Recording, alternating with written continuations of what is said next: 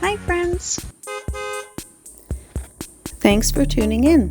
If you like this video, please give it a like, comment below, and take a moment to subscribe to our channel. Gros-Morne is a small coastal hamlet in the Haute-Gaspesie region of Quebec. It is part of the municipality of Saint-Maxime-du-Mont-Louis and sits along the north shore of the Gaspé Peninsula, between the communities of Mont-Louis and Saint-Madeleine-de-la-Rivière-Madeleine. The area is surrounded by the Gulf of St. Lawrence on one side and forested hills and mountains on the other. Gros-Morne has a very small population. Historical records from the early 20th century describe the fishing settlement as having roughly 300 residents. Today, the community is considerably smaller and is best understood as one of the small localities that make up Saint-Maxime-du-Mont-Louis, a municipality with about 1,000 residents. The word morne refers to a hill or rocky elevation, so the name Gros-Morne can essentially be understood as meaning a large rocky hill. The area has a long connection with fishing. Gros-Morne developed as a small fishing community, with houses traditionally built near the shoreline and around the sheltered bay. Fishing was an important part of life here, as it was throughout this section of the Gaspe coast. The nearby waters provided cod and other species, while the surrounding forest provided another important source of work. Forestry has also played a role in the local economy. Like many communities in Haute-Gaspesie, people have traditionally depended on a combination of fishing, forestry, and seasonal work. Today, employment is spread across the wider region, and many residents travel to nearby communities such as Mont-Louis and Saint-Anne-des-Monts for services and work. Tourism and outdoor recreation also contribute to the regional economy. One of the notable features of Gros-Morne is its coastline. The settlement is positioned beside a rounded bay with a beach and steep rocky terrain nearby.